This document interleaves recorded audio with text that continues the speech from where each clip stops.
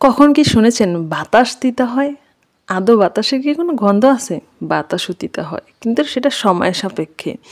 এ তো আমি আজকে কিছু নিম পাতা নিয়ে নিয়েছিলাম ভর্তা খাওয়ার জন্য বা শাক রান্নার জন্য। নিম পাতাগুলো প্রথমে আমি ছড়িয়ে নিয়েছি জালি থেকে, তারপর হচ্ছে এগুলো একটু শাকের মতো কুচি কুচি কুচি বা বাজি করার মতো কুচি কুচি করে নিচ্ছি।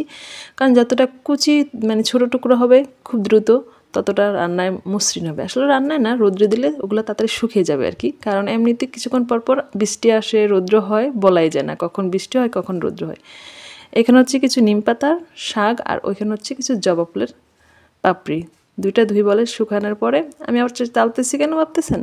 কারণ রৌদ্র দেওয়ার পর একটু ধুলাবালি লাগছে না, সেটা আবার একটু চেলে মানে ঝাঁকড়ে ধুলাবালিটা ফেলে দিতেছি। এরপর আমি এই উপকরণগুলো সবগুলো একটা ব্লেন্ডারে নিয়ে নেবো, কারণ আমার ইয়াগুলো একদম মুচমুচে হয়ে গেছে, মানে খুচরা টাইপের হয়ে গেছে। এখন হাতে ডলা দিল না অনেকটা গুঁড়ি গুঁড়ি হয়ে যায়, কিন্তু ওই গুঁড়িটা তো এত মিশ হবে না, একদম ভালো পারফেক্ট হবে না। সেজন্য আমি ব্লেন্ডার মেশিনে নিয়ে ব্লেন্ড করে নিলাম। খুব সুন্দর ব্লেন্ড হয়েছে। এই যে দুয়াটা উঠলো না সাথে ফালানোর সময়, এই দুয়াটা হচ্ছে তিতা, মানে বাতাসটা সহজ দিতে হয়েছে। আমি যখন এগুলো কাজগুলো করতেছিলাম বা ঢালতেছিলাম ব্লেন্ডার মেশিন থেকে প্লেটে, তখন দেখি যে নিঃশ্বাস নিতে গেলে আমার তিতা লাগতেছে। আমি তাড়াতাড়ি যে মুখ টুক দিয়ে পানি খেয়ে ফেলছি, কারণ এত তিতা লাগতেছিল মনে হয় আমি করলা চাবাইতেছি। তখন বুঝলাম বাতাসও তিতা হয়ে যায় একটা সময়, তাই না? কিন্তু সেটা সব সময় নয়, সময় সাপেক্ষে। এগুলো আমি এখন 1 মাস রেখে ব্যবহার করতে পারবো যে কোনো কাজে।